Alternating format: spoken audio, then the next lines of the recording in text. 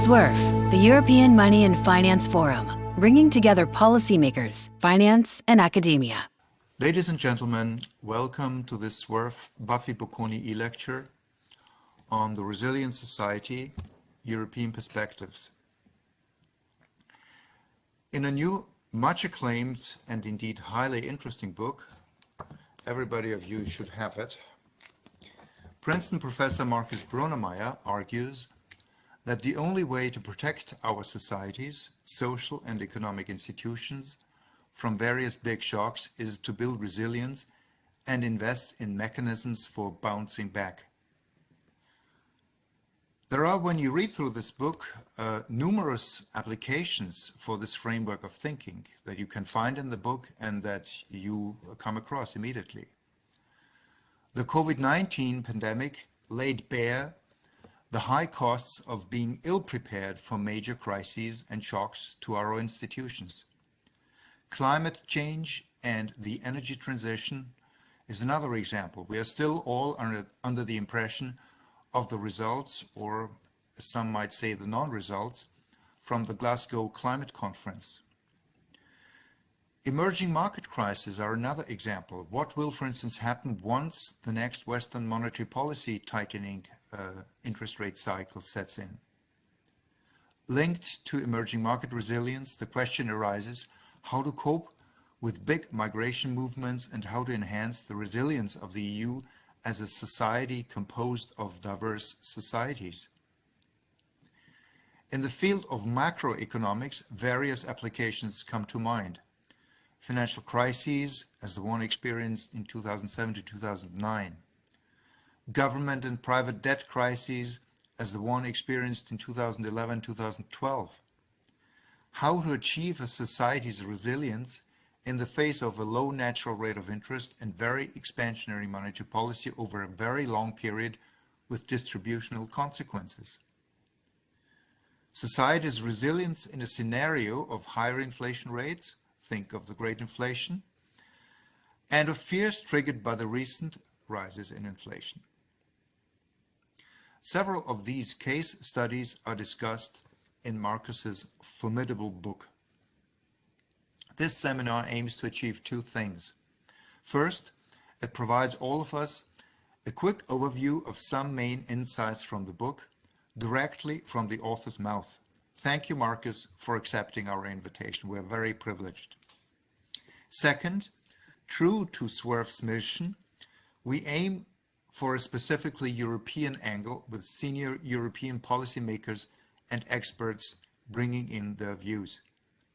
We are very privileged and delighted to have with us today as discussants and panelists Sylvie Goulard, who is Vice Governor of Banque de France and a very experienced, true European, given Sylvie's background as a former MEP, for instance. And Peter Praet, former ECB Executive Board member, I think Governor of National Bank of Belgium, and also a SUERF honorary member. Now, without further ado, I hand over to Markus. Thanks a lot, Ernest. It's a pleasure to be here and a very big honor to give the SUERF lecture and to have the prominent discussants to put a European perspective on it even more so. So what I will try to do is here to give a quick overview what resilience is and what resilience is not, and so forth, and relate to some policy discussions around the world. So first of all, you know, there are a lot of crises we have. So most prominently, and it's now the fourth wave coming back in Europe, is the COVID crisis, but we have a lot of other problems coming up: antibiotic resistance, financial crisis, cyber attacks, natural disasters, uncertainties with new technologies, coming from many corners. And typically crises don't come alone, they come in pairs or triplets. And actually, if going for resistance and refusing and trying to resist everything is actually futile. I think what really the book argues is we need resilience. And I would like to discuss what resilience really is in contrast, for example, to robustness, risk avoidance, or what form of redundancies do we need. So essentially, the first contrast I would like to make is this difference between robustness and resilience. And robustness is about withstanding any shock. So you can actually stand still and, withstand the shock. Resilience is actually you give in initially and then you bounce back. So it's a very different way you handle shocks. And there's a French writer from the 17th century, La Fontaine, and Sylvie probably knows him very well, who compares the oak and the reed. And the oak is more like robustness. It is, very rigid and very standing there, and there's strong winds coming. The oak is not moving much, while the reed is constantly bouncing back and forth and seems very volatile, very weak. But at the end, there's a strong, very strong storm coming, and the oak falls over and can't get back up, while the reed is still bouncing back. And then the reed talks to the oak and says, I bend, I bow, but I do not break. And that's essentially the spirit of this. We would like to be more resilient, so be flexible, agile, respond to this, have redundancies we can redeploy very easily, rather than being rigid and stable. It seems very stable, but actually it's not stable if there's a strong wind coming. And that's essentially what one keeps in mind. So in connection, there's also related to the volatility paradox, something which seems very volatile and moving around all the time seems actually is ultimately perhaps less stable than something which is, than something which is more volatile. So that's essentially what something which is very rigid is, seems not volatile at all. It seems very stable, but it is ultimately less stable. So the other thing is I would like to contrast resilience with risk avoidance. So there's a lot of an attitude with saying, oh, there's so much risk out there, let's avoid it altogether, let's withdraw and not do anything. And I think risk is very different from resilience. Risk is a static concept. It says it's about the variance, how much the whole thing moves around. While resilience is about mean reversion. It's bouncing back, coming back to a new normal. So you hit and then you bounce back. And you take on some risk when it's, desired to do so. If there's, in expectations, you have some benefits from that. So you want to take on this risk. So it does not mean you just avoid any risk. It means actually you manage your risk in a particular way, in a dynamic way that you can bounce back. So here a classic example is some two paths where I have one path with going along the dashed line, and it's totally riskless. So it's not moving at all. So you just constantly move up this way. And there's another path, the blue path, which is a resilient path, but has a higher expected growth rate. But you're hit by a recession, then you bounce back, and then you're hit by a recession. But what's nice about this path is that it always bounces back. So it comes back. So it's a resilient path. And in the long run, you can see that with the resilient path, you will be much, much better off than compared with a riskless path.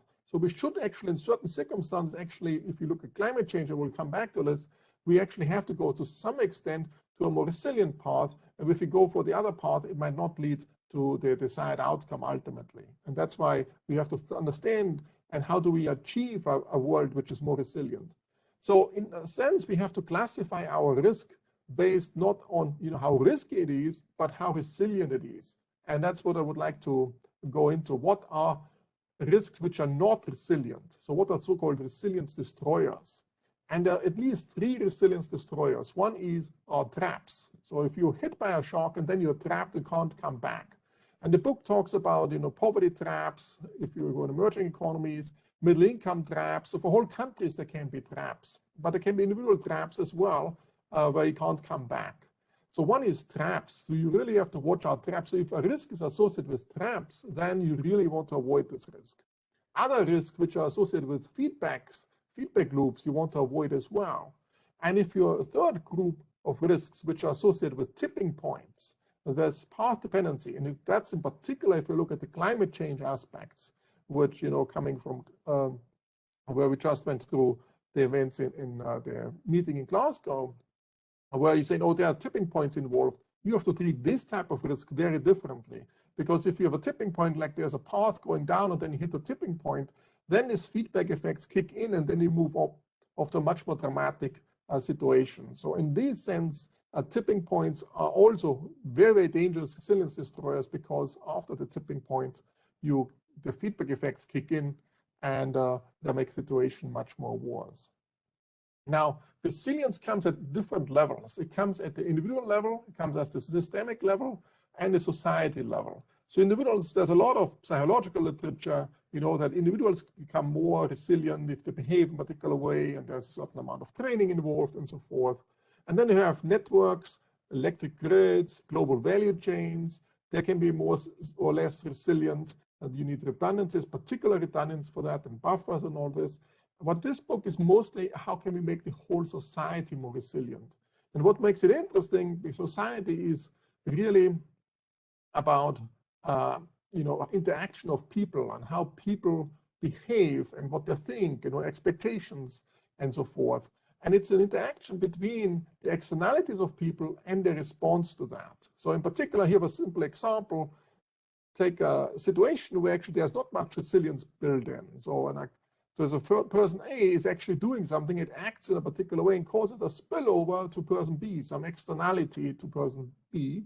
Then person B reacts to that and makes the situation even worse. That spills back to person A, which then reacts again, which spills back to person B, and so forth, and the whole thing spirals out of control. So if externalities are bundled with certain responses, then actually what I call these feedback externalities, they're way more severe. We have externalities in our societies all over the place, and the social contract is there to limit these externalities. But if there are feedback externalities, and I mentioned the feedbacks before, they're way more dangerous, and the social contract has to internalize this, particularly these feedback externalities. And the book outlines, how to identify these feedback externalities and how to implement a social contract in order to reduce particularly the feedback externalities. And we can do this through social norms, we can do it through government laws, and we can do this also through markets. The book also discusses that there's several levels in terms of government. So there's a society at the village or town level, then there's a society at the national level, and then there's also a member state level of the European Union, and then there's a society at the European level, and then a society at the global level. And in all of the different settings, you need essentially some resilience built in. You need the right institutional framework, and you need also the right social norms to help out and interact in a particular way. And the subsidiarity principle and other elements, which in Europe are very familiar with, are important elements to make society more resilient or less resilient.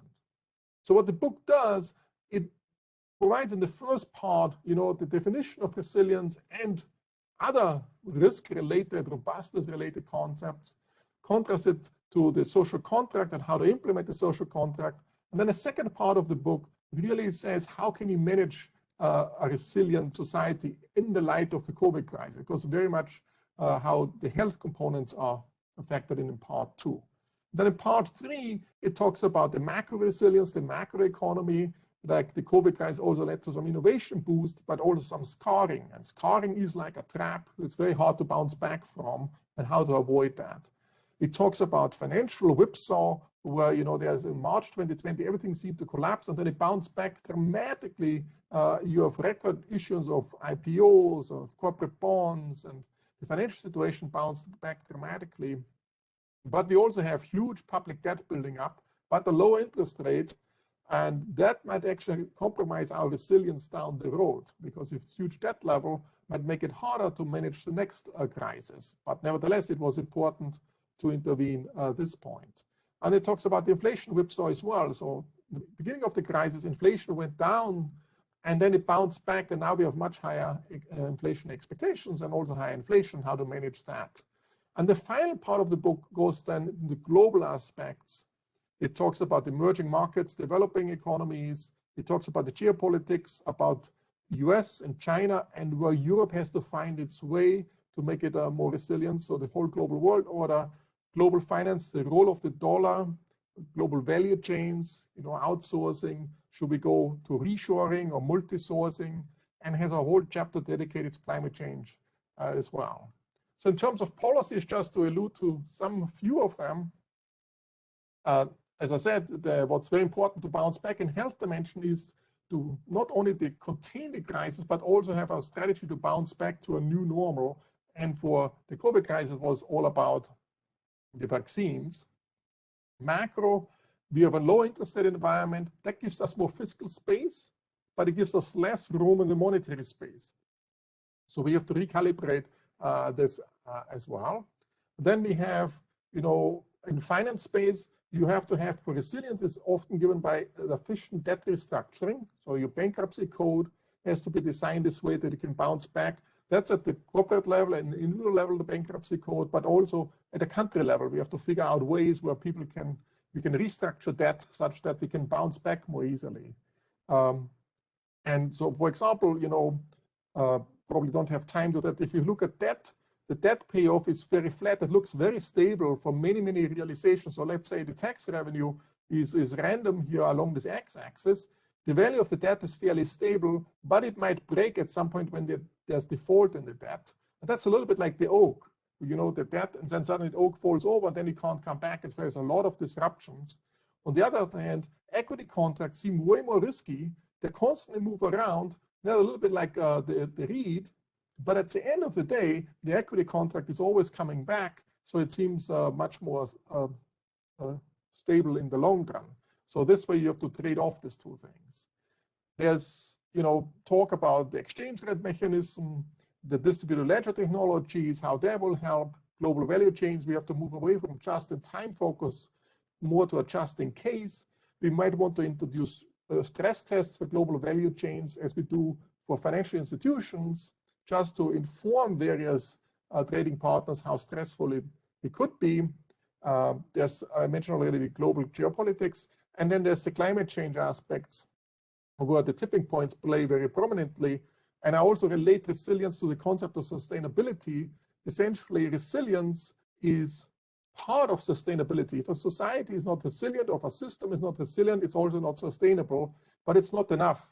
So we need resilience plus no adverse trends. It could be that something is resilient, is not risky at all, but it goes downhill all the time. That's also not sustainable. Just to show you a picture, it's very familiar. So we just tilted the earlier picture a little bit.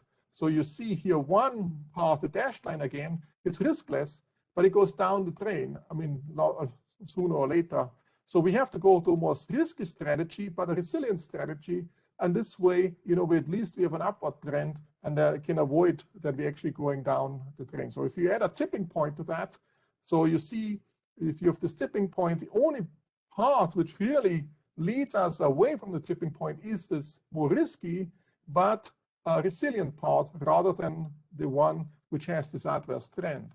And this means, we have to go for innovation, which are potentially risky to some extent, but lead to some,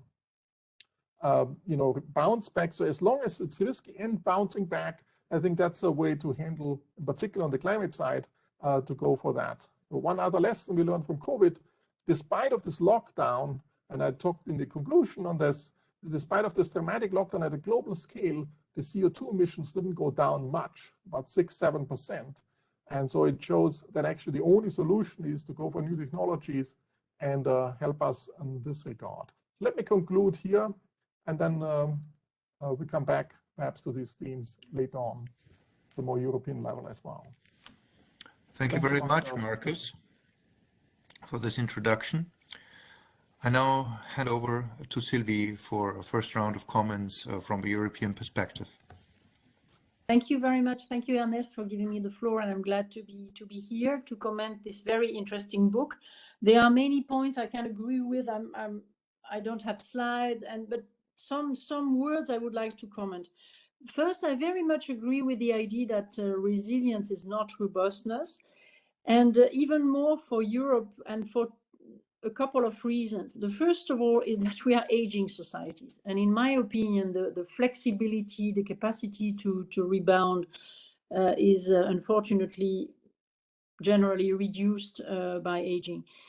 The second point is that we are a rules-based Europe. And this is a reflection, and I speak under the control of Peter, who went through the financial crisis even more than I did. But when you rely on rules, you're not very flexible. And once again, it's one of the great achievements of the European Union to be rule-based, and the importance of the legal order and the primacy of EU law should not be underestimated. That's not my message. Nevertheless, when you don't have discretionary powers, when the authorities in charge can only act if the powers were given in advance, then the risk that you don't have the right tools during a crisis is very high. And we had this experience in 2009 at the beginning of the financial crisis. We saw the same for the migrants in 2015, and unfortunately, we have not changed the rules since then. And we saw again in the sanitary context of the COVID, the corona crisis. And this is something we should think about much more, because we put the blame on Europe for not doing quickly enough. You remember the too little, too late, the permanent judgment made on the European institutions, but we put the blame for something we have not allowed Europe to be ready for. So we are in a complete contradiction. And that's the reason why the question of the tricky one of the competence, as the Germans would say, is important in this context. How much flexibility can we have if we are not equipped with institutions having discretionary powers? And you can never foresee exactly what is going to happen in the future. So you need to give margins of maneuver. You need also to trust the institutions. This was my first point. So the Europeans showed resilience and were capable to adapt to the last crisis, financial, migrants, and COVID, but the costs were also very high, above all for the deprived people, the one who lost their job, or the sick people, etc., because we were not well prepared.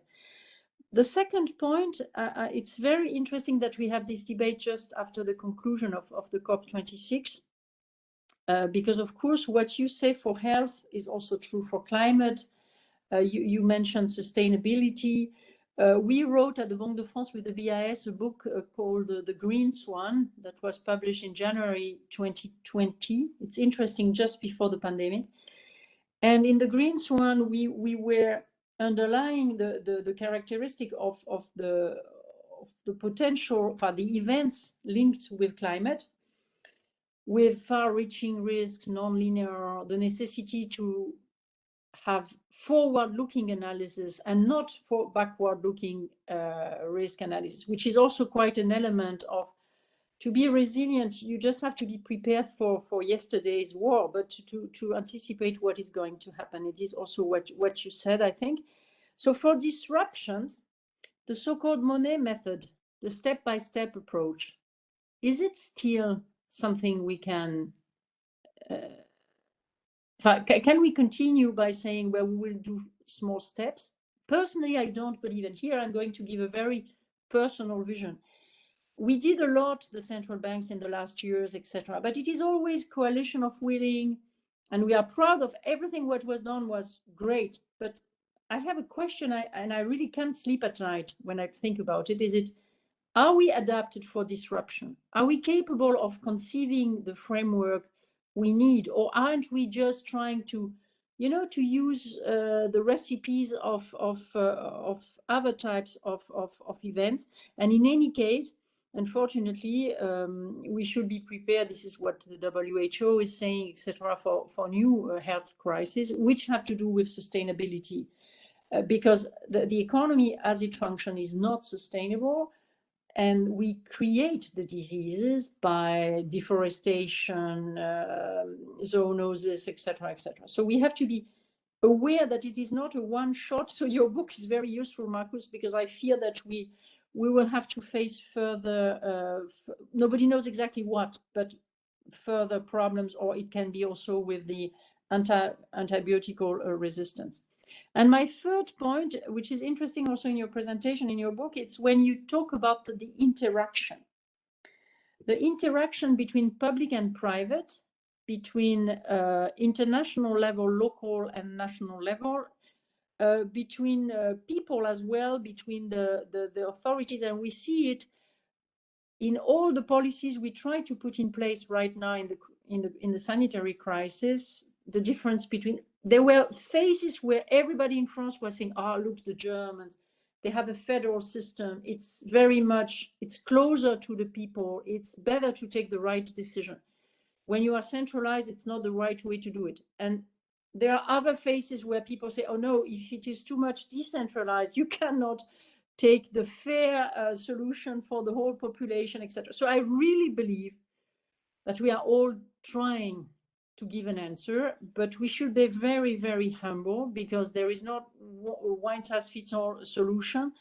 And even in the same crisis, you see countries that manage to have very high level of vaccination, some others don't. Some of them were the best at the beginning. So this governance with so many actors is something that, honestly, at least what I can observe in my country, in France, is not something people are really used to. The idea, for example, that to produce standards, you may need the support from the market-led initiative like the TSCFD, but the state in France is very important, and in Europe it's the Commission and the Parliament and the Council who are making the rules. So the governance is getting more complicated. I don't want to be too long. There was a fantastic book of Wolfgang Schäuble at the beginning of the year. I say it because many people here are German-speaking people. Maybe you had a look at it with the title Grenzerfahrungen, which is the frontier, the fact that the pandemic brings us to new frontiers. And I found it interesting. There are some analogies with your own book. I don't have the time to comment too long, but I was involved by Wolfgang Schäuble in the chapter on Europe, and it was quite interesting. So I conclude on another point, which is maybe the most complicated, to be honest. Humans are not reeds. I like La Fontaine very much, and this is one of the nicest poems of La Fontaine. The French is absolutely wonderful. It's so your image is great, but I was wondering, at the end, are we capable of surviving something very difficult? Because you use several times the word bounce back, bounce back. Back to what? To the previous stage of economy? Maybe you have figures, etc. But for human beings, when you lose 1 year, 2 years, 3 years, etc., in a phase where you are going through difficulties, you are no more the same at the end. But I'm not philosophically equipped to answer this question. I just wanted to make this point. Maybe what we are discussing is true for systems. Maybe we can improve systems, but for human beings, the difficulty is that sometimes they reach the tipping point. Thank you. Thank you very much, Sylvie. This was a really, you announced you would be short, and you were short, but it was extremely rich and thoughtful. So I'm not quite sure how best to proceed, whether to give the opportunity to react directly, so that Markus is not totally overwhelmed by the many ideas. Maybe, Markus, you want to give a first shot at some of the ideas? Yes, again, fantastic take on it. Thanks a lot, Sylvie. I really appreciate that. So the first point about rule-based Europe versus more flexibility, I mean, there is a great reason that, resilience relies on flexibility, but it also relies on rules as well, because if you have clearer rules, you can communicate with the public more credibly, and I think that's very, very important as well. So if the public knows what the reaction function is, if I use some monetary economics analogy, then actually you can convince the market or the public much more and can achieve things you couldn't achieve if you have only flexibility. So on the one hand, you want like a lot of flexibility from a short-sighted perspective, but if you have rules and guidance, then it's important that you also have you can actually much more communicate in a credible way, and you can achieve outcomes you couldn't achieve otherwise. So at the end, coming back to your picture, reeds versus the oak, I agree, perhaps we want to have both elements. You need some oaks and some reeds, so it has to be a mixture a little bit.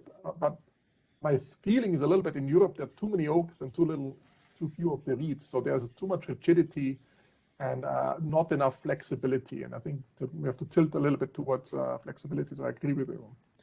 About the green span and looking forward analysis, I very much agree. And so the question is, when you say the Monnet approach, doing it step by step and doing more European integration, step by step, crisis by crisis, a la Monnet,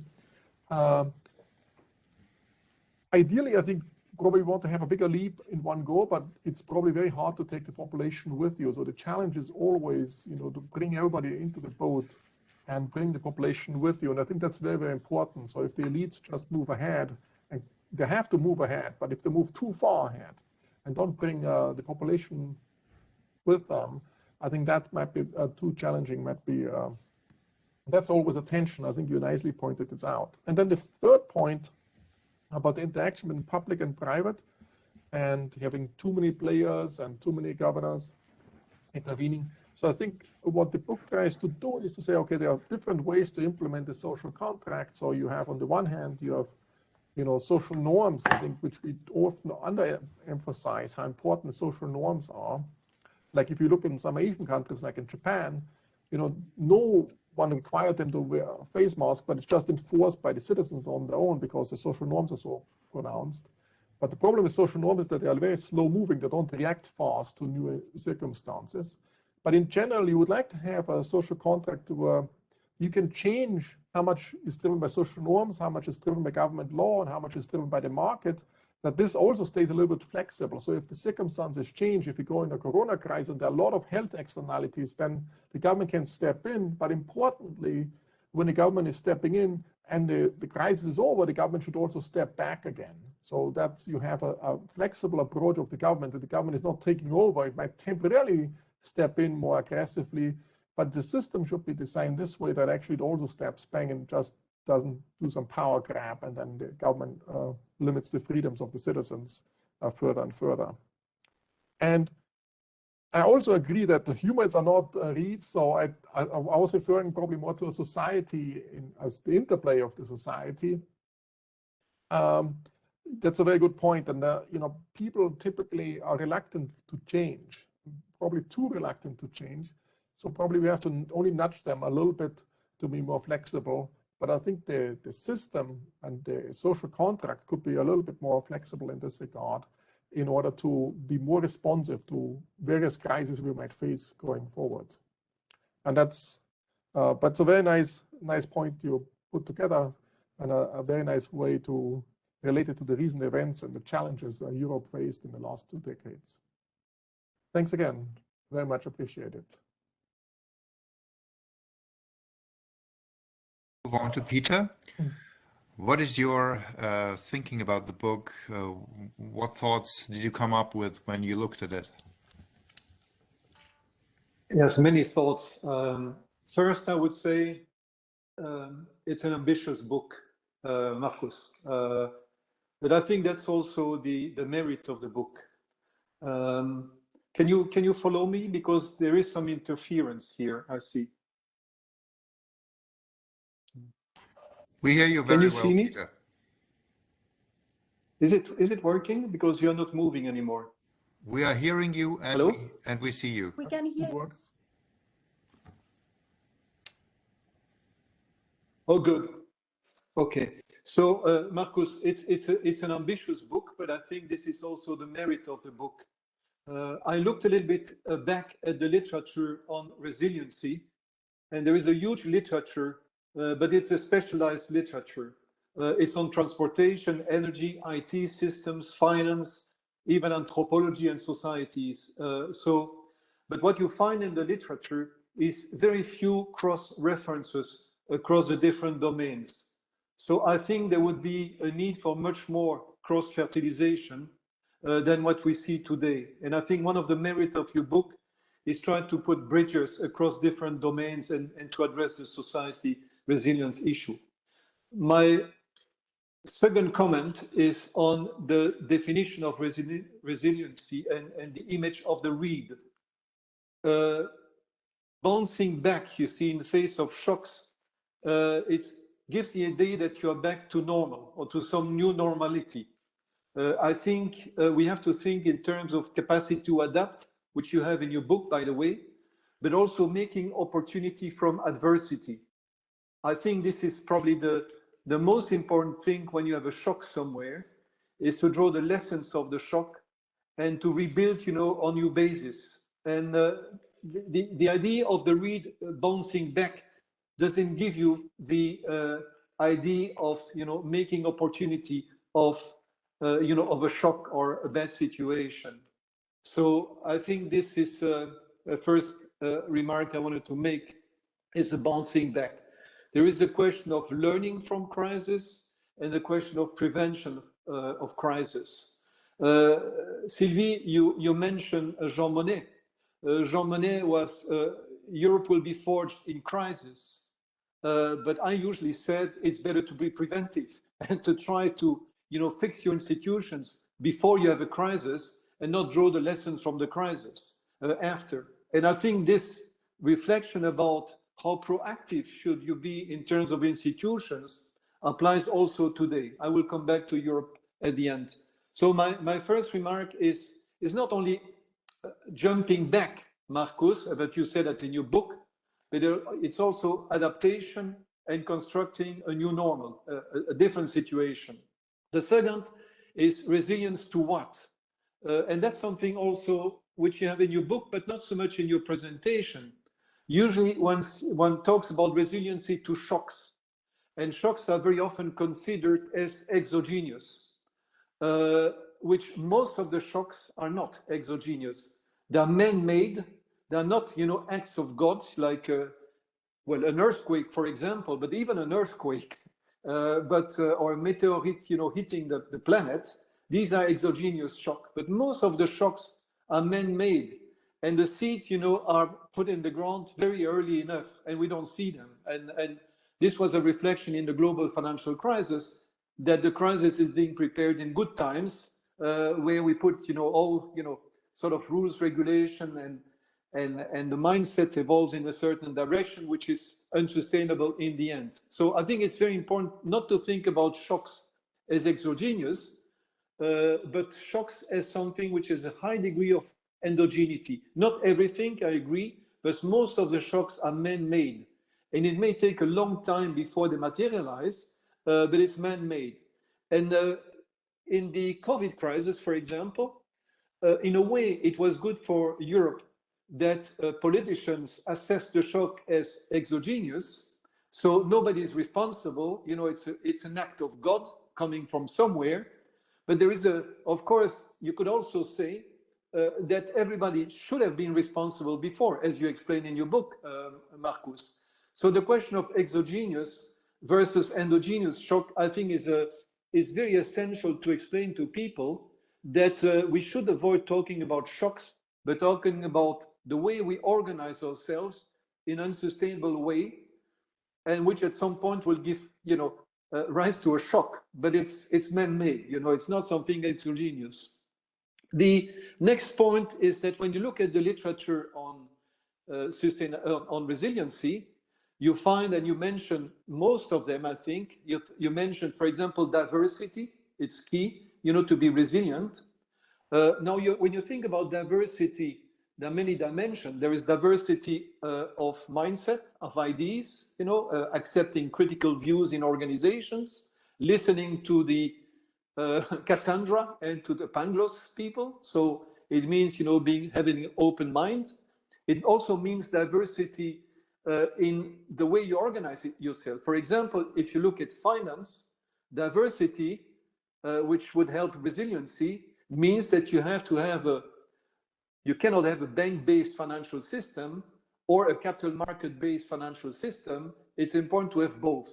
And so to think about diversity of the different nodes, which are in a system in general, or in a network in general. For example, you need big banks and small banks.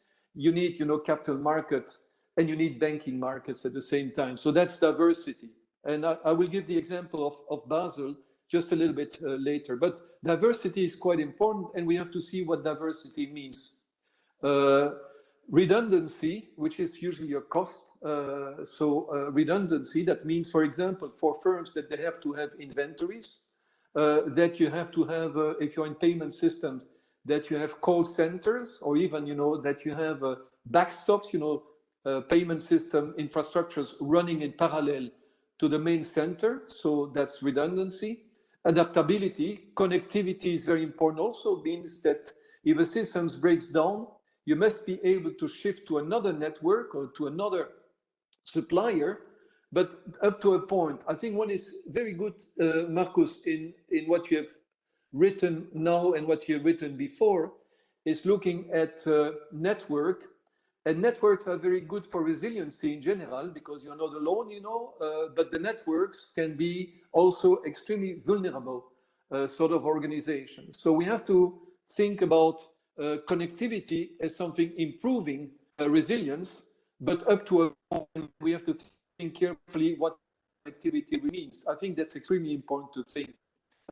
For example, you think about global supply chains, for example, today, one idea is that the connectivity, so you have a complex network of suppliers, but which is not so resilient for political reasons or the other reasons. So you may rethink about, you know, the network of suppliers to make it more resilient, having some countries out of that network in favor of other countries. You have seen, of course, the agreement on aluminum and steel between the US and Europe, which typically shows you that network is important and considered as important, but there are different sort of networks. Some are more fragile than others. And this applies to many, many things. And Markus, in the global financial crisis, you worked on cascade failures, which I think is one illustration of fragility of some sorts of network design. Now, Sylvie, you also mentioned the strong governance of crisis, and you mentioned discretion power. And Markus answered to yes, but rules are also important because rules actually can describe situation in which an authority would take over in a given situation. So these are rules. You know, you can put a rule like for example, Markus, you mentioned debt equity, for example. Well, debt holders take over, you know, at a certain point, you know, when, you know, equity prices fall between a certain level, equity bondholders take over. And this applies to many situations where you can describe in rules, in some circumstances, who has the authority to act and discretion to act. Very often, this is not written down in rules. The rules are, and that's why, Sylvie, you came with that, is that we have a lot of rules, but rules determining what do you do in what circumstances, who takes authority, that's not ex ante written very often. And then you have to improvise. That's the worst of all. Now, then you have, I think, and that's my last point, and I will give an illustration with the global financial crisis.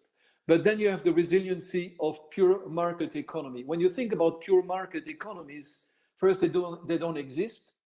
That maybe the Ordnungspolitik, school insisting on the importance of institutions for proper working of a market economy. But basically here we are dealing with externalities, the tragedy of the commons and the tragedy of the horizon. And how do our society deal with these things? And I think, especially with aging societies, as Sylvie was mentioning, these are the voters. And what about the time horizon? If you say, the path in which we go is going to be unsustainable in 30 years from now, you may think that, the voters, the median voters will probably not care that much, that if you are a median voter will be in the 20s, under 30, so much younger. And so it's not a new problem. It's not because our societies are aging, but it probably makes it worse, maybe. But what are the institutions we have to put in place which go beyond the traditional political cycle, which is relatively short? And what are the sort of institutions you put in place, having a longer horizon? I think NGOs, a number of society organizations are quite important for that. So we have to listen to them. Policymakers have to listen and have to really give them credit, to participate to that sort of discussion, putting pressure on the longer term. But there are other bodies you can think about depending on the domain in which you are. You have the fiscal councils, for example, which have a longer horizon than just the current legislature of a government and things like this. Now, let me conclude with one example and then a little bit on Europe. When I was in this great moderation, I was a policymaker in the great moderation. The narrative, and I think it fits very well, Markus, with your book, it was first the idea of the end of the business cycle. So that was your straight line. Why would that be the end of the business cycle? First, because, well, traditional business cycles are inventory cycles, there's manufacturing, basically, and with demand and supply shocks, okay? Now, why would that be? Why did because I was part of that, why did we came with this narrative, the end of the business cycle? First, it was based on the fall of share of manufacturing in GDP. Services are less cyclical because you don't need, these inventories. And so you can adapt, the supply faster to changes in demand. I mean, basically. The second was for manufacturing, especially, that you had better information system. The barcode, for example, I always remember, it's still the case today, thanks to IT and information system, barcode standardization, you can minimize your inventories. And that gives you a lot of, cost savings in terms of inventories. And you can also rely on a chain of, speed suppliers in case if that was before. So you go into the just-in-time that you described rightly, and thinking, you can reduce costs without, creating problems of resiliency because you're better informed, actually, and you have a whole chain of, suppliers, at your disposal and all that. But the third reason also why we had this end of business cycle was also the fact that the financial system would be more efficient. Because one reason, when you have a supply shock like a weather shock, if you have a good functioning financial system, they will lend you the money because, the shock will revert, in the next few years. And so you can borrow the money now, survive, and then come back, later on. So that was also thanks to a good functioning financial system. You could also say that the end of the business cycle. And then you had better stabilization policies and monetary policies in particular. And I can remind you a fantastic small paper from John Taylor, which was, the title was The Long Boom, the end of the business cycle. That was the story, basically because of the Taylor rule, basically, because you had more stability-oriented monetary policies. And so, that was one of the main ingredients to a much smoother business cycle. And a lot of, that became the dominant narrative during a number of years. And everybody, the societies went in the same direction. And if you look, for example, at Basel II, which was in that context, it was basically micro-driven was the idea that the private sector, could design, best practices in terms of risk management. And absolutely, Markus, what you said before, risk was basically about variance. I mean, first, second, maybe third moment of the distribution, but the tails were ignored, and it was really the 99.5, sort of mindset. And when the crisis came, for example, I said to my wife, I say, VAR 99.9, for example, how can it be that I live an event which is a probability of once in 1,000 years, and it happens me? I've been so unlucky, to be born at that particular time, and all these systems were supposed to be resilient. Now, why was it so actually in that environment that the VAR, approach, which was a disaster, was so dominant? Well, basically, it was the idea that the large banks, had the money to invest in good risk, management system. And this risk management system were much better than the previous one. So there was a sort of idea, thanks to IT, thanks to people like you, Markus, teaching finance and making research on finance. I think about, Bob Merton and these people at that time. We thought, thanks to information, computer power, and finance theory, that you could have, state-of-the-art risk management stories. But then it was very truncated, and nobody cared, about what if you are in the tail of the distribution. And that was not the matter of the Basel II committee. I remember there because that was one of my concerns. And I say that because I was sitting also in other committees with payments infrastructure. Sylvie, payments infrastructures, financial market infrastructures. And the mindset there was totally different from the banking discussions that we had in the other room.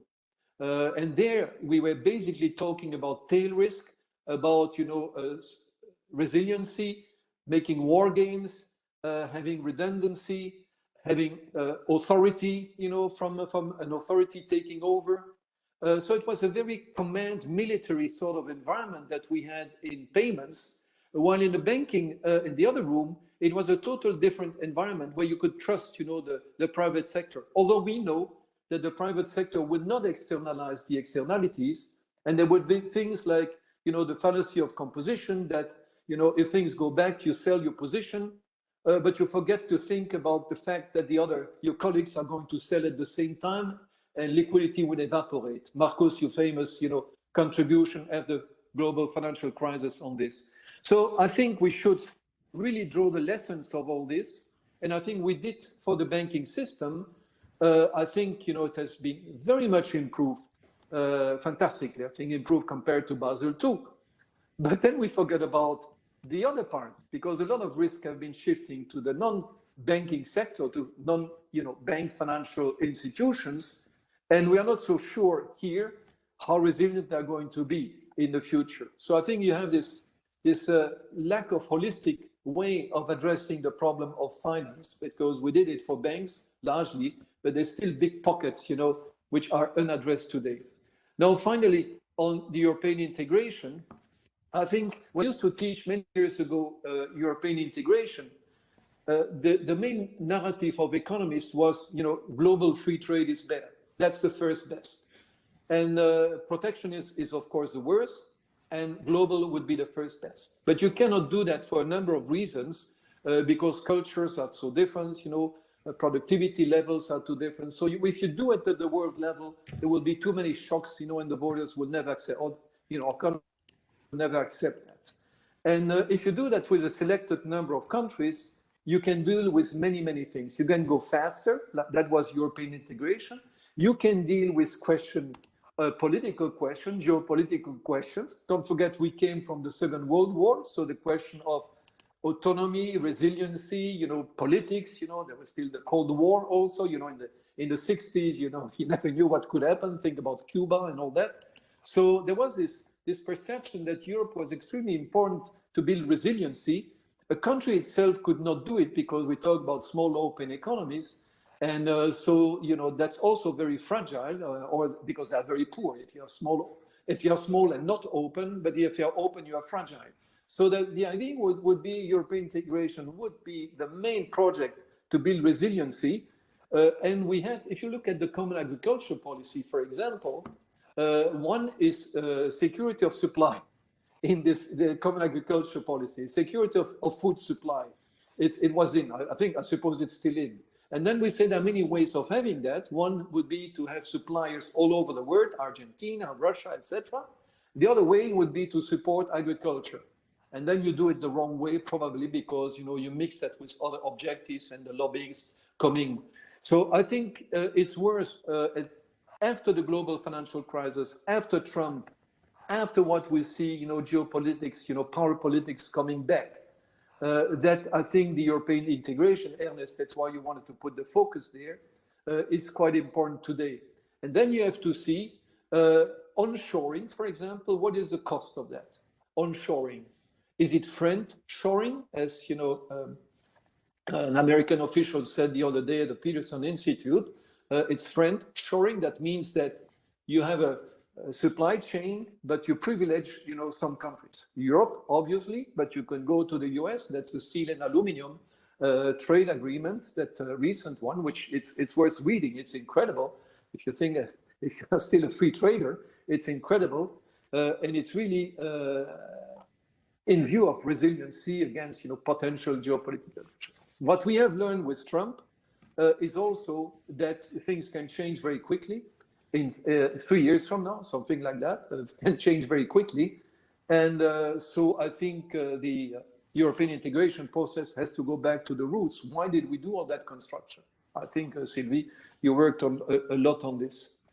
And on stabilization policy, we can speak later, but I just wanted to say that in spite of all what we have learned now, it's still very difficult, you know, to push the idea of resiliency. I'm talking about the monetary union now, because the resiliency of monetary union is not guaranteed. For example, we have a very weak capital market union and the banking union is not completed. So we see that a monetary union is, in the absence of strongly integrated capital market and banking market, is, you know, is a flaw, is a design problem, we have also a lot of design issues with public debt. What if, you know, government, you know, gets in very big difficulties? What do you really do? We have new institutions for that, like the ESM, but we also know they're not, fully completed now. So I think the agenda remains quite heavy, and I hope we learn from all these experiences. Peter, thank you very much. Again, a wealth of ideas, a wealth of comments that I'm quite sure Markus can do justice to some extent at least. Yes, so I won't be able to address all of these points. They're all fantastic points. I totally agree that the different domains of resilience, and we have to, different areas, we have to build bridges. I think one major point, which also Sylvie pointed out, is that you have to bounce back, but bouncing back to what?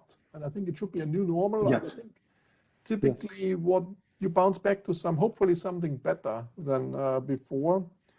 And you can see it in technology area like vaccines, the mRNA vaccines. That will help us to build, now some new malaria vaccines or even treat cancer differently and all this. So there's a huge innovation.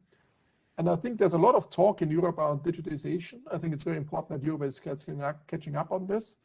But in particular, in the light of the aging society, I think Europe should invest more in life sciences. I mean, there are huge innovations going on in life sciences, and we saw huge breakthroughs before and also during the COVID crisis. And I think there's a huge opportunity for Europe to expand in life sciences. Not just a personal view. I also agree that the exogenous shock and endogenous shocks, you see it very clearly that typically global financial crisis or financial crisis are endogenous shocks, and they're typically less resilient because you don't bounce back, because you have to fix the initial phase. So you build up imbalances before the financial crisis, and then they erupt, and then it takes a while to fix the misallocations which were building up in the long run. You see it very clearly in Japan. So I wrote in the book, and essentially, whenever there's a financial crisis, you never come back to the old growth path. But when you have an exogenous shock, like a Fukushima tsunami shock, you come back very quickly to the old path. So it makes a huge difference. I agree with that. Diversity is really important, because if you have more diversity, not only you have different diversity mindsets, I think it's you need mavericks and others in your society. You have to be open-minded and allow for people thinking differently. And also in organization, the tension is here a little bit. If you have more diversity, it is the case that it can actually more shocks are idiosyncratic shocks. If you're very homogeneous, you face the same shock. So you cannot insure each other so well. If you're very different in the society, you will face different shocks because you're just different. So you can insure each other much better. So diversity is good. But we know from the work by Alberto Alesina that the willingness to insure each other is going down if you're more diverse. So that's essentially a tension we are facing. So you mentioned all about this redundancy is fascinating. I think for grids, connectability is an important issue, and also the ability to disconnect part of the grid without the rest going down. I think being able to disconnect, I think that's another thing we have to keep in mind. Of course, you cannot do it for parts of society, but that you disconnect. But somehow some linkages might be dangerous, so you might want to cut back on linkages in crisis times. So very much agree on the discretion versus rules. We talked about this before. And the European integration, I think the putting the perspective was geopolitical question from the Cold War era. I think it's very important how initially the European integration was a way to create more resiliency in the food provision, agriculture space for especially smaller countries. I think that's a very nice analogy. And so let me leave it at this. Otherwise, but it was a wealth, as Ernest said, a wealth of points, all extremely insightful. And I will try to think about them further and try to incorporate them in my thoughts as well. Your next book. So regarding resilience and stability, my screen is frozen, so I'm sort of, not really able to read the chat, unfortunately. I just remember that a colleague from Finland raised the topic of Governor Bailey's recent, indications of possible rise in interest rates and the volatility that it triggered in financial markets. So is a little bit more volatility also a sign maybe of more resilience? The question was, I think, there. And another question from the chat that I remember is whether there might be a trade-off between redundancy / resilience versus efficiency. And maybe if I may use the opportunity to bring in a few further points, many of them stimulated by your extremely interesting presentation, Markus, and by your extremely interesting discussion, Sylvie and Peter. So one question, one application that I think I didn't see in the book is the education system. You know, the education system is very much being discussed right now in the COVID crisis. So what would we need to do to increase the resilience of our education system to situations like this, but also to educate our children to become more resilient? Another point that came to my mind is on macroeconomics. So much of macroeconomic policy now relies, it seems, on the combination of low interest rates that allow high government debt. How resilient can this be in the long run? How can we ensure resilience of such a system, and how do we get out of this? Then another point which was inspired by Sylvie's comment is the role of trust, of mutual trust. So in a society, how important is it to have trust in order to have a resilient system? And maybe linked to this a little bit, the role of confidence and the role of mentality. There is sometimes the notion that the US society is, you know, a nation, I don't know, of the cowboys going to the West, and therefore they have this different mentality which makes them more resilient and more open to change. Then I think there was also this aspect of the 3 different levels of resilience at the individual, the group level, the national level, and the international level. I think the climate discussion has really highlighted the question, can there be any resilience nowadays on the big questions in society without the global level? But then, of course, the further question is, how do you link the various levels of resilience, and how can you combine them in order to create synergies that enhance overall resilience? Yeah, I think I can leave it at, yeah, I have one further question here from the panel, which I see from the other computer. It is whether you could expand a bit more, if it is possible, on the balance of discretion versus rules, on the balance of discretion versus rules. The EU economic governance framework, the Stability and Growth Pact, and so on, relies very much on rules. So how do you see the current discussion to, you know, make the Stability and Growth Pact more flexible, to adjust those rules, to abandon those rules partly? How do you assess this from a resilience perspective? I think these questions all go to all 3 of you. Maybe Markus wants to start. Okay, thanks a lot. A lot of interesting questions. So concerning interest rate volatility and resilience, I think one has to keep in mind there's a tendency, I would say, probably in the US, to keep the interest rate low. And then there's a danger that you have to hike the interest rate tightly later on. I think that might be, you know, creating more or less resilience down the road, in particular for emerging markets economies. So the US can probably afford to have a very low interest rate environment, risk it. If inflation overheats, we drive the US in a little recession, and by hiking the interest rate. But this will have huge implications on capital outflows for emerging economies. So it might be the risk approach, the optimal risk approach for the US, but it's not clear that's the optimal approach for the global society. So there's a tension there as well. So that's a little bit in the interest rate volatility.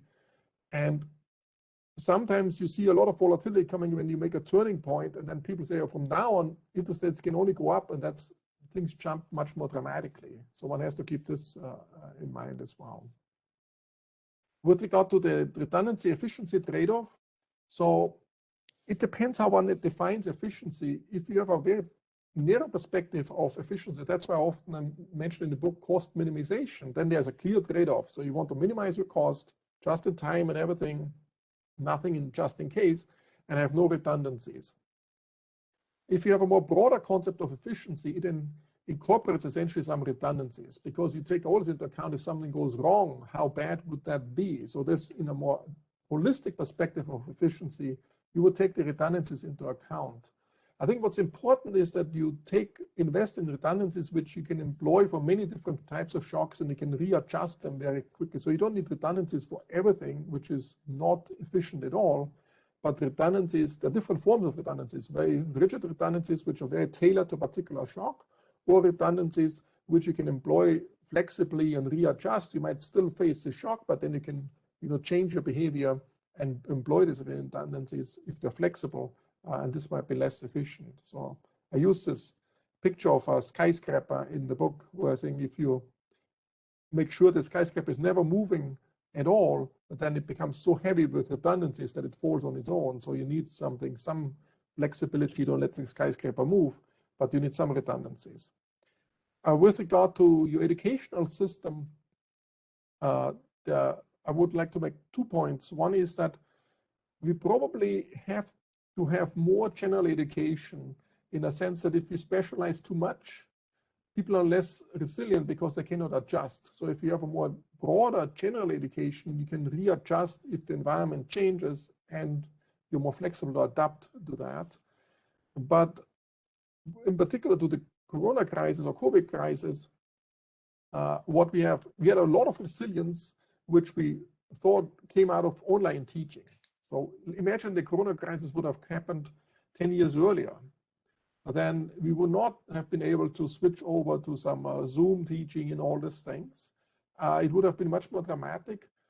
That's the positive side. The negative side is that actually all this online teaching didn't work as well as we hoped for. So there are a lot of studies showing that it worked well for higher middle class people that could really overcome this. It still has psychological challenges for kids and all so forth, but for poorer people it actually was very detrimental. So even the online teaching didn't help much. So there was hope with the online aspects, and it improved the situation compared to the earlier environment we had, but it's really not ideal. So we really could find how much in-person teaching and how important it is for society.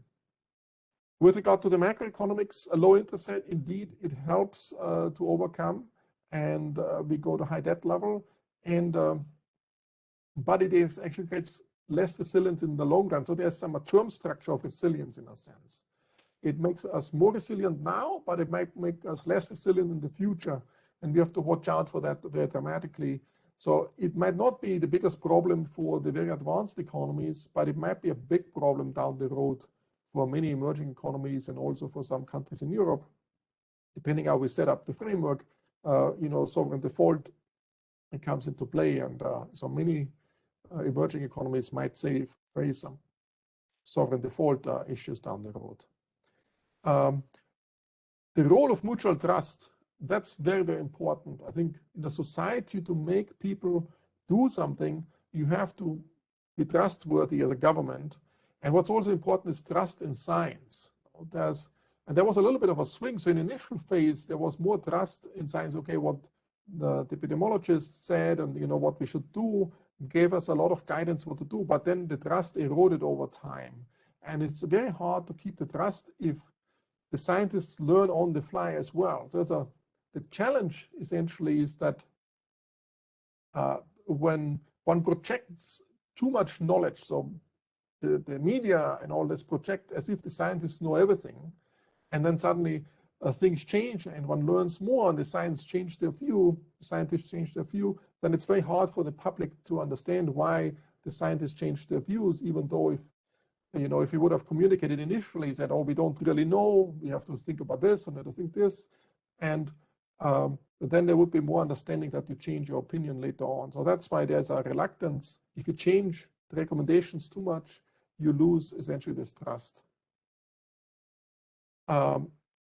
On the 3 different levels of resilience, I agree that, and in rules and discretion, let me put this together, and leads to this debt level as well. I think one way to manage this rules and discretion is to have more outsourcing in agencies, as long as the agencies stay within their mandate. So once they start going all over the place, it's a problem. But the fiscal council is essentially one thing, and Peter mentioned that you have, instead of having these shorter horizons, you have some institutions which have a longer horizon. And in monetary policy, we have outsourced this to central bank, and they have a very particular task to make sure that price stability is guaranteed and to some extent financial stability. So it's very narrowly focused. And given this narrowly focused, they can actually then overcome the political cycles and other cycles. And in the climate change, we have similar things. We have much more long horizon challenges. So we need also people or institutions which think more long holistically, and also in particular more in the longer horizon, to overcome this discretion versus rule dimension. And that's one way to go. But of course, it doesn't work if suddenly this agency would then start, okay, I'm thinking about all the other aspects as well, and doesn't stay focused within its territory. It was initially assigned to by the SUERF, which are essentially the people who then have the elected powers. So if unelected powers then take over, that's actually not appropriate.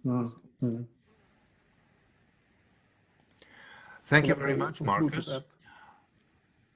I think it would be good to now give the opportunity again to Sylvie and to Peter to react to all the comments. Go I first? Okay.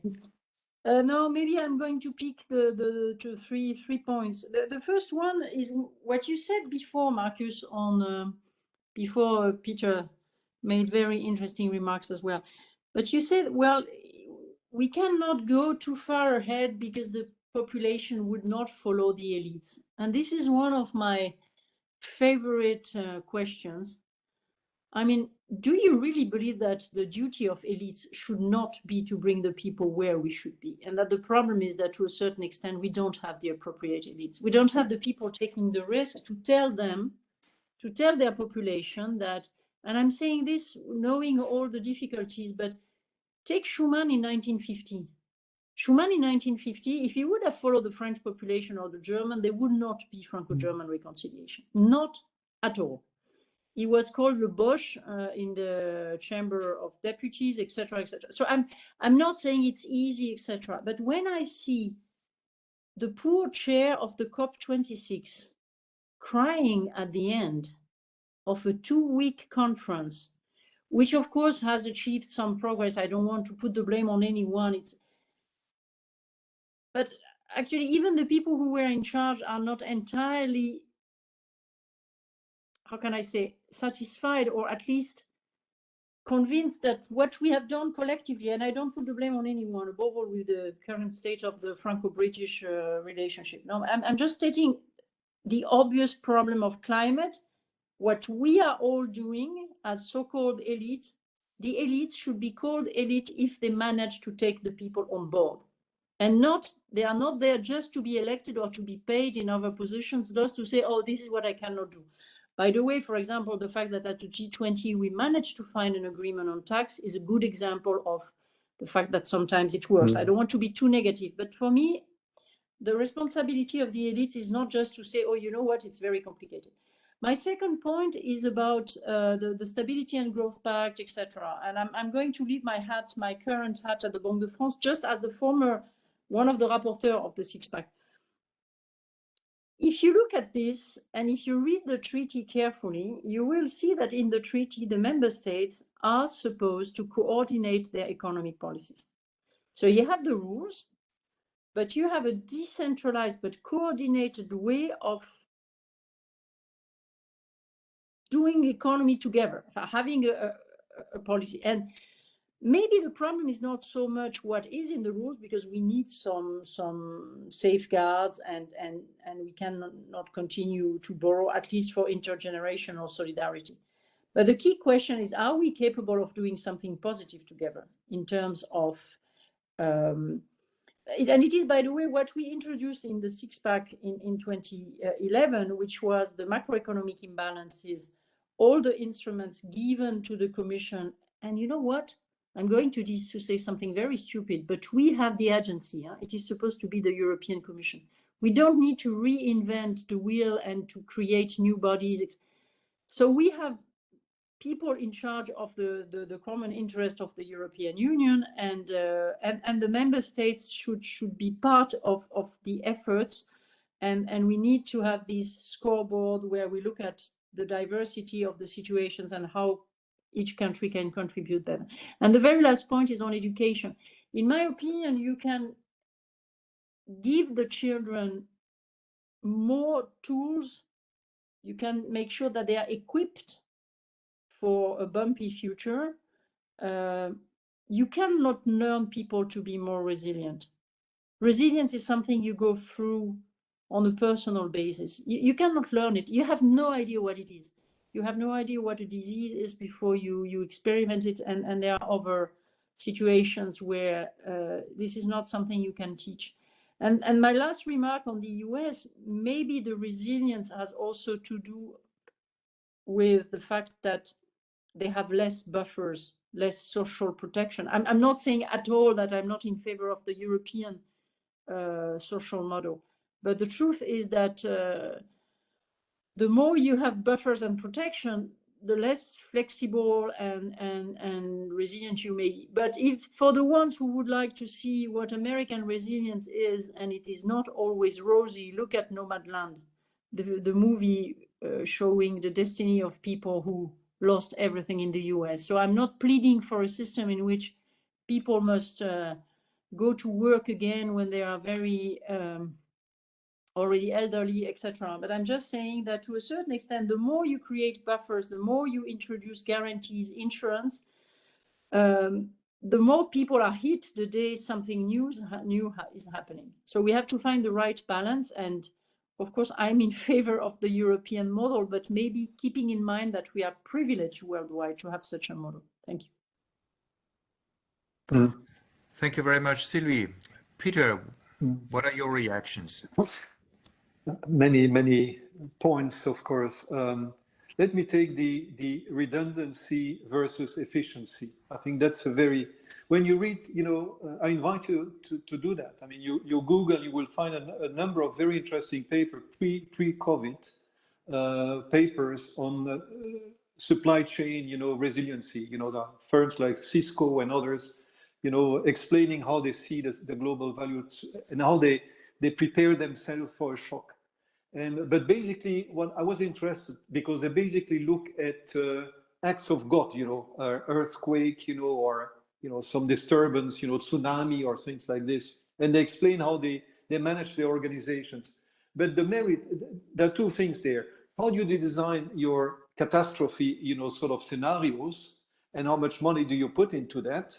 But I think it's worth, in risk management, to have resiliency management, not only risk in a narrow way, as Markus was saying, but also resiliency management. And a number of firms do that now. And with the climate, sort of discussions we have, a number of firms now enter into that, ESG sort of discussions now. So I think that's a good progress there.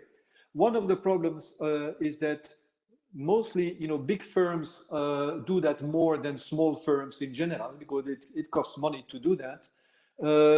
And so, of course, you may lose some competitive edge, when you start, try to build a resilient organization for a shock that may not come before years and years. So it's a traditional discussion we have in finance, for example.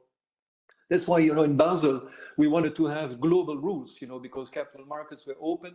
And so you say you need global rules. And so you cannot design, the perfect, sort of system for all circumstances. And now people, talk more about regional sort of opening of capital markets. But it was basically natural disasters or political, shocks there. But I found that literature is extremely interesting. In payments infrastructures or in settlement system or CCP. If you look at CCP, for example, the Brexit. So is Europe going to be a bit lesser efficient, to try to be more resilient, depending, from, a country outside the European Union? I followed that dossier very closely in the past.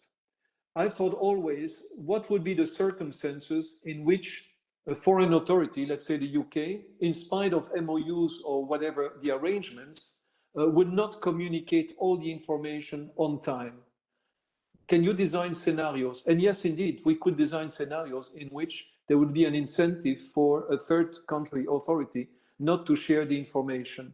And so, I mean, the direction of the discussion, and certainly after the Brexit, was to say, you know, for the critical infrastructures, you need to locate them, you know, in Europe in a sort of single jurisdiction environment. And we are not yet there, but I think that's probably going to be costly. But it's a cost yet that many would be ready to take. But it's still under discussion how you're going to do that. But I think this, you cannot just discuss, you know, in general. I think you have to take domain by domain.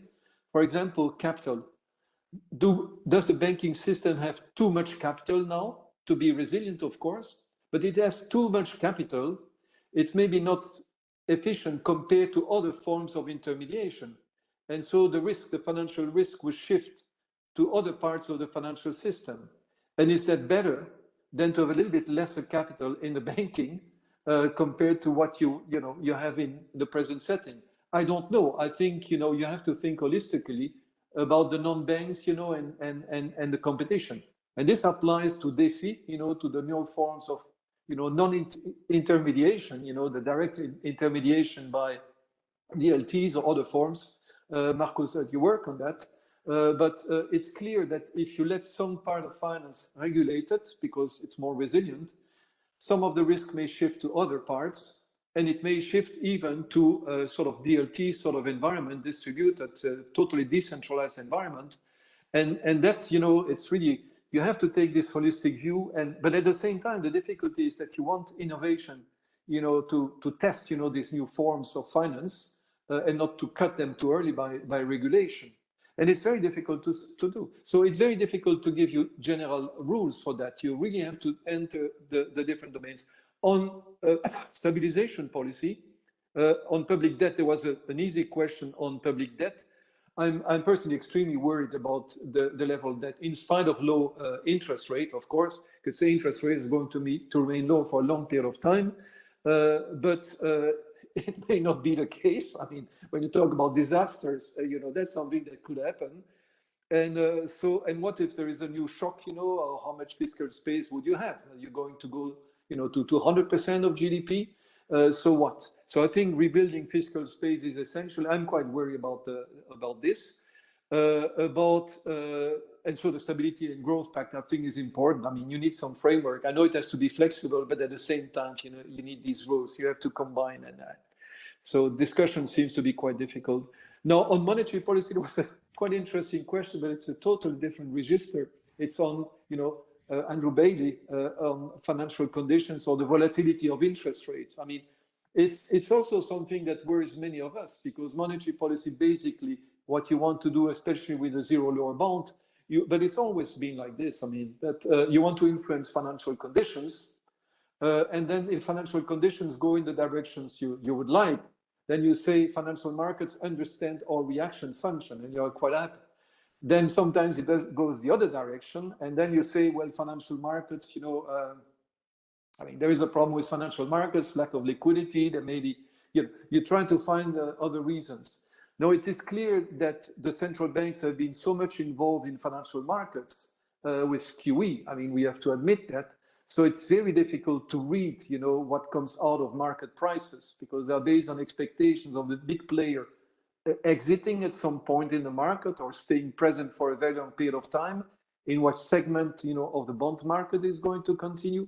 So I think it's very difficult, you know, from the volatility of prices to understand exactly what's behind that. And if you look at the inflation swap and you try to, you know, put the different component of the inflation swap, it's very difficult to draw a sort of strong logic behind the prices you can observe today. So that's another concern. So about resiliency, it's true that central banks had to do what they have done.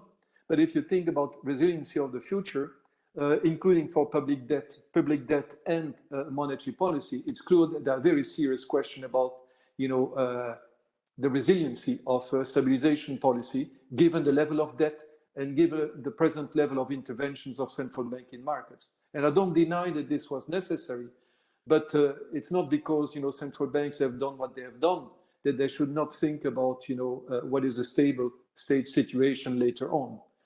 It was different scenarios, of course. Inflation would be one scenario, of course, not the only one. But I think, especially in the US, probably the system will be tested, you know, relatively quickly now. Thank you very much, Peter. I think it would be fair to give the last word to Markus for any remaining observations. Just want to say thank you to you, to Sylvie, and to Peter for a fantastic discussion.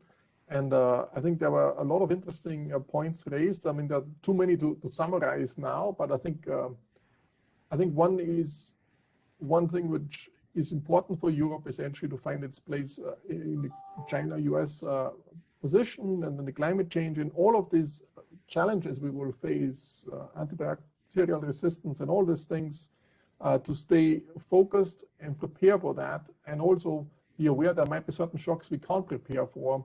And for that, we need, you know, some resilience, and that means having a framework, a credible framework, and the trust of a framework in place, but also be flexible within this framework to react to it in order to minimize the implications of that, and always have the social cohesion in mind, be it within you know, a nation state, but also being across Europe more generally.